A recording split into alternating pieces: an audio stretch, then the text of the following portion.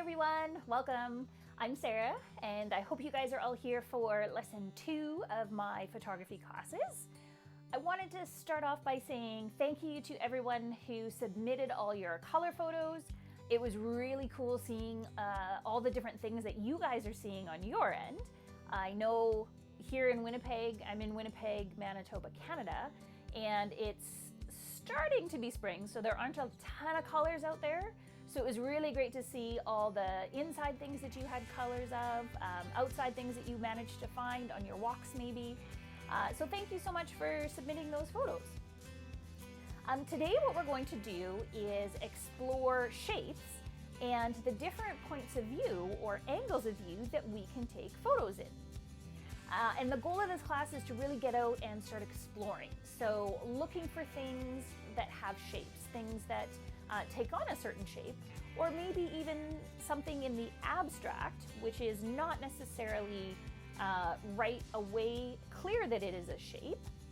And we're going to also explore the different angles of view to understand how that can create really interesting photos and help us show others how we see the world. So let's get started. So what you're going to need for this class is your camera. And again, you can use any camera that you have. So if you have an iPad, you can use that. Maybe you have a point and shoot camera, or you can even use your phone. Whatever you've got, that's great. Whatever camera you have at your fingertips, that's the one I want you to use. Now you're also going to need a paper and something to write with, and I'll explain a little bit more when we get to the assignment part of the video, what you're going to need that for. Now, everybody knows what shapes are, right? We've got circles, we've got triangles, we've got squares, rectangles, ovals, diamonds. There's lots of different shapes that are out there. And they can occur everywhere. So they can be concrete examples, such as like my watch. This is a defined circle. We've got a very distinct circle on my watch. Our computers usually are rectangles. Our TVs are rectangles. TPs usually are triangles. So we've got this concrete defined example of a shape. Now there's also things that occur in nature or that occur outside maybe or even inside that are more abstract, that may not be defined exactly. We have to sort of look to see them. So I'm going to show you a few examples of some more concrete examples of shapes as well as some of the more abstract ones that might occur in nature. So here is an example of circles that might occur outside. You might find them as you're walking down the street. Here we have an example of a square and a triangle in one object. This is a mailbox. This is an example of a rectangle. We have our doorway. A circle could be a doorknob. There's also a rectangle in this photo. Can you see it? Yeah, it's where the box that goes around the door handle that holds it to the door. We can have what's called an octagon. A stop sign has 8 sides to it. There's also a rectangle below the stop sign where it says 4-way. Now, you can have an object that has multiple shapes. So in this case here, we have a basket on the back of a bike, and we've got the basket itself is a square. We also have triangles in where the handle part of the basket is, and there's also long rectangles sort of around the sides of the basket. There's also an oval around the name of the box. I think it says Silverwoods. So there's a circle around there as well, or an oval around there. Oh, you're right, there is a circle in the Allez Bleu sticker that's just below the handle. Here's another example where you can have a shape inside of an object. So here we have a gate, and there's circles within the gate to look through. You can also have multiple shapes, multiple of one shape. So here we have a clock, and there's 3 rings around the clock face. So we have 3 circles, one within each other. It can also be somewhat abstract. This here is a climbing jungle gym at one of the playgrounds near me, and we have the jungle gym itself creates a bit of a triangle. Abstract can also be meaning that you don't know exactly what it is. So here we have a couple of squares, but we're not quite sure what they are a part of. It's more close up, so we can't quite tell where it belongs. What is it? It creates kind of a mystery. This is also an example of an abstract triangle. Here I am sort of crouching down to the bottom of a tree, and there's a little kind of nook in there, and the framing of it makes a triangle. Here's an example of some abstract circles. Now, can anybody guess what this is? This is a close-up of the insides of a music player. So we can't tell what it is because we can't see the entire object, but if we get in close, we can take a photo of an abstract circle. Now, abstract shapes can also occur in nature. Can anyone see what kind of shape the clouds are forming? So there's a couple of them. Right in the middle, there is a triangle. And then if you sort of look at the entire with the streaks of where the plane tails have flown, we have a bit of a rectangle. So shapes can occur anywhere, and they can be sort of real examples, or they can be abstract, like when you look up in the clouds and you see various shapes. So one of the really cool things about photography is that we can explore different ways of seeing things, and that will change how our photos look. So by changing our point of view, we change the look of the photo. We change how we're seeing things. So normally when we take our photo, what we do is we put our camera in front of us and we frame it up the way we want, and then we take the picture. Now, what happens if we get down low, or if we get a little bit higher, or maybe take a photo from the side? How does that change the look of the photo? Now, when it comes to changing our angle of view, one of the ways that we can do that is get a worm's eye view. Now, if you think about it, a worm kind of wriggles around on the ground. So getting low, taking a photo from down below, changes the way that the photo looks dramatically. Now, the other angle of view is sometimes called a bird's eye view. Now, birds fly up in the sky and they look down on things. So that's one of the ways that we can change our angle of view, is to get up and look down. We can also start looking from the side, maybe go around something to take a photo. So I'm going to give you a few more examples of how changing your angle of view changes the look of the photo. Okay, so now we're going to take a look at a few different examples of the different angles of view in which you can take your photos. So here I have a bowl of fruit, and I decided to get above to take a photo and see how that changed the look of the photo.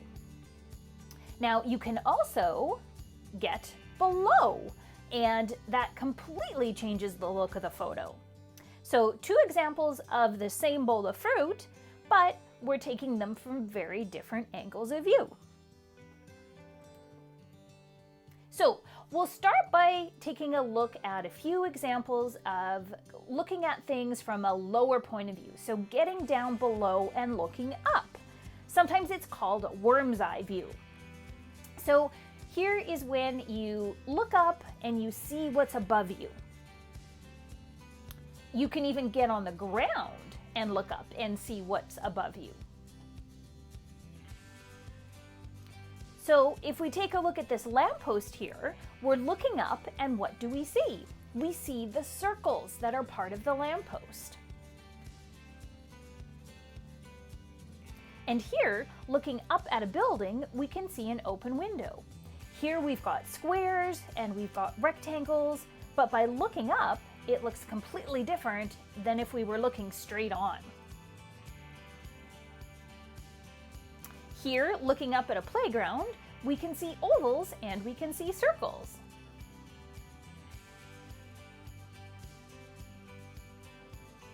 And by looking up at this building, we can see a triangle, we can see rectangles, and there's also some squares in this photo.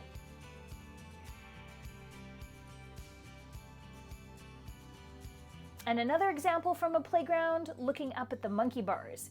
Here we sort of have rounded edges, but we also have squares in between each of the monkey bars. So by simply looking up, it changes the perspective and it changes the look of the photo. Here there is an airplane monument that I'm looking up at, and by standing underneath the wing of the plane, I can look up and I can see the circles of the wheels of the plane. There's also some circles on the wing, but by looking up, it's very different than if I was above the plane.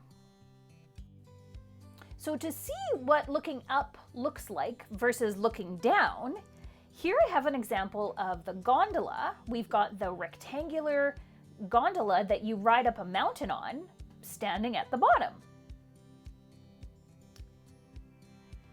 And then again, here's the same gondola, but now I'm on the top of the mountain, looking down. Two very different perspectives. So, the other way in which you can change the look of your photos is by getting up and looking down at something. Here, standing on the rooftop of the parkade at the Forks in Winnipeg, if we stand up here, we get to look down on the stage and the bridge and the trees that are down below. Here's an example of me taking a picture of something super small. There's little mushrooms. Now, I'm standing above, but I'm not super high above the mushrooms. So it can be either you can stand way up tall on something, or you can crouch down and get on top of something smaller. So here is what the mushrooms looked like. So I got on top of them and got close so that I could get a different angle of perspective on the mushrooms. And you can change your position around a little bit. So crouch really low, crouch a little bit low, stand up tall, but you're gonna get very different angles of views on the different things that you see. Another example of standing above something and looking down is here on a swing in the park.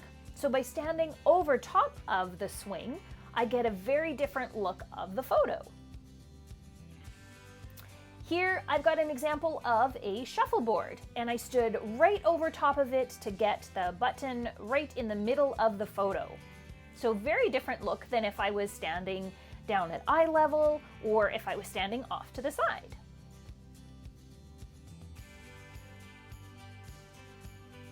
And I have a picture here of a keyboard.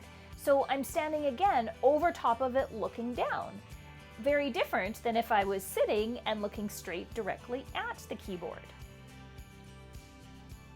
So here is an example with one object, all the different ways in which you can take a photo of it.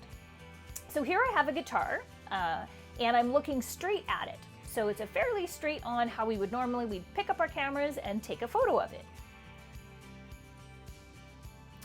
Now I changed my angle of view of how I was taking the photo. First, I started off by standing above and looking down at the guitar. Notice how different the guitar looks? Then I moved off to the side. Again, by simply changing my position, my point of view, it changes the look of the photo. And then I got down on the ground and looked up at the guitar to change the perspective one more time. So I'm looking at it from down below, looking up. And then I got really close to it to see if it changed it even more. I'm still looking down, or still on the ground, looking up at the guitar. So these are all some really interesting examples of ways in which you can change the look of your photo simply by changing your angle of view or your point of view.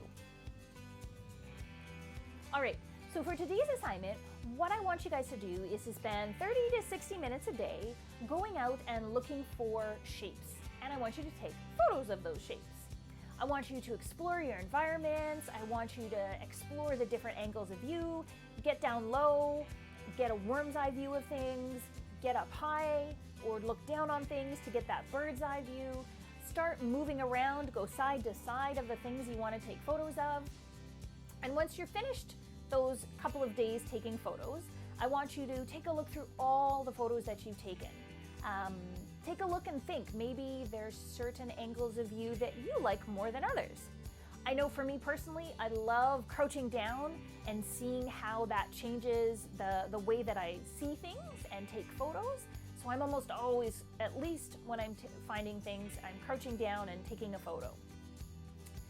If you want, you can share your photos with your parents, maybe your mom or your dad, or if you've got siblings, and tell them, what did you do? I crouched down in this one, and maybe you got, up a little higher to take a photo of that photo.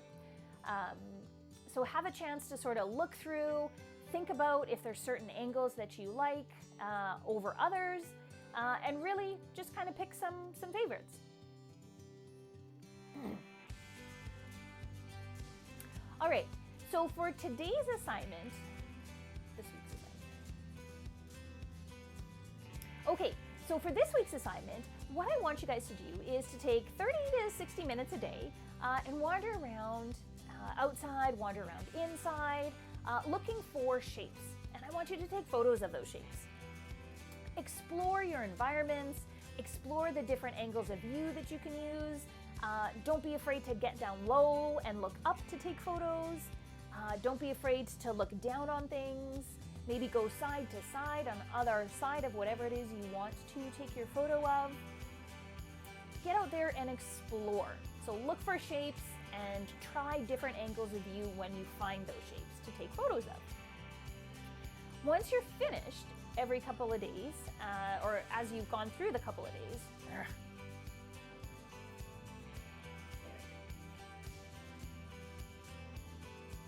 all right, so for this week's assignment, what I want you guys to do is to spend 30 to 60 minutes a day going out and exploring and looking for shapes. I want you to try different angles of view for taking your photos. So get down low, get that worm's eye view, look down on things, get a little bit higher so that you're using that bird's eye view to look at your subject. You can also try looking on either side of the object to find a different angle of view. Experiment. Explore and experiment, look for shapes, and try different points of view for taking those photos. Once you've finished taking your photos at the end of the couple of days, what I'd like you to do is look through all the photos that you've taken. And I want you to sort of look and see if there's certain angles of view that you like more than others. I know for me personally, I love crouching down and seeing the world from that viewpoint. So a lot of the photos that I take are usually from me crouching down.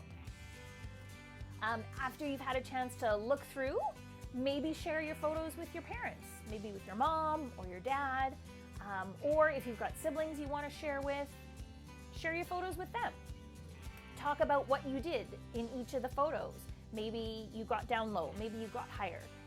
Share with them what you did in order to take that photo. And then what I want you to do is to choose 5 of your favorite photos. And if you're participating, you can send me those photos in my email. Parents, here's the email that you can reach me at.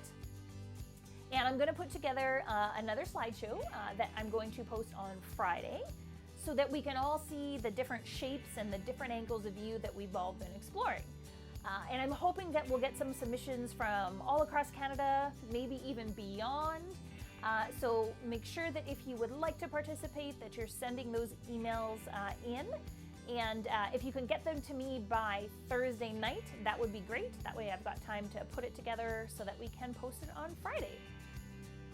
Now, the bonus part 2 of this assignment for you guys is that from your 5 favorite photos, what I'd like you to do is take some time and write down 2 to 3 sentences, a little short story that kind of explains the photo. So what it means to you, so that you can share with others what the photo means to you. Now, if you prefer, you could also maybe draw a story that goes along with the photo to share what it means to you. All right, so there you have it. That's your assignment for this week. The assignment will be linked below where you can download a physical copy. If you guys want, you can subscribe to my channel as well, and then that way you will get the updates whenever there is a new video posted. So thanks very much for tuning in, and I wish you guys all the best of luck and have fun taking photos of all the different shapes that you see and exploring all the different angles of view that you can take photos at. Have a good week, guys. Talk to you soon. Bye.